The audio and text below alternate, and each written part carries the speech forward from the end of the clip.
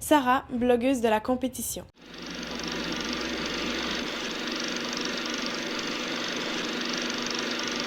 Pendant toute la 19e édition du FIFEM, j'étais en compagnie du jury enfant pour regarder tous les films en compétition et pour chaque film, j'ai écrit une critique.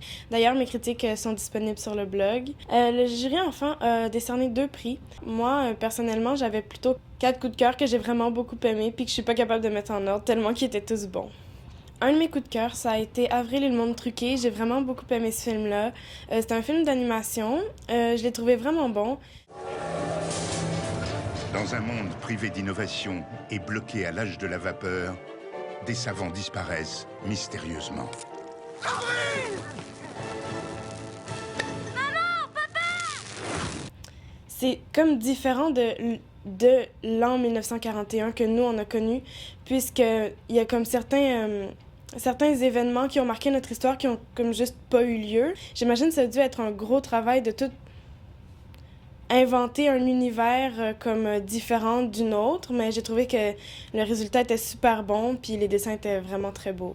Même si le film était un petit peu un sujet un petit peu grave, ça a été apporté avec quand même assez d'humour.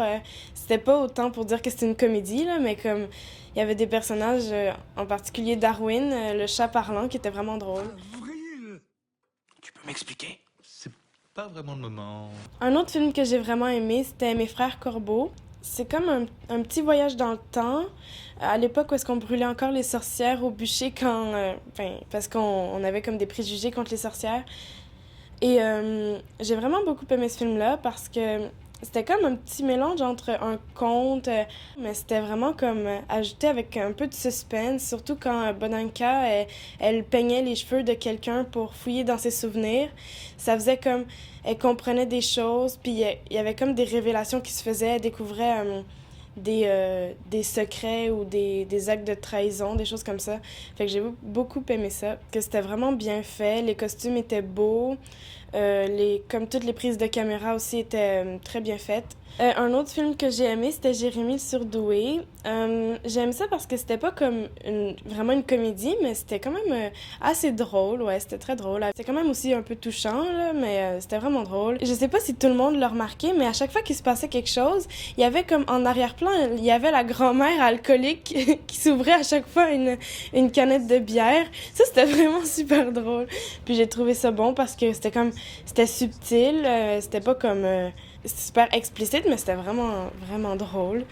En la vida, uno tiene que buscar su propio camino.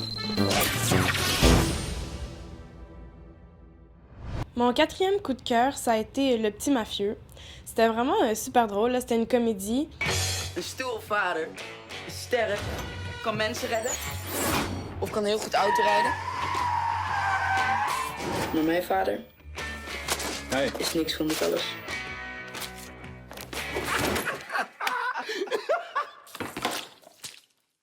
Ce que j'ai aimé, c'est qu'il y avait comme 2 niveaux à l'humour qu'il y avait dedans. C'était comme un peu...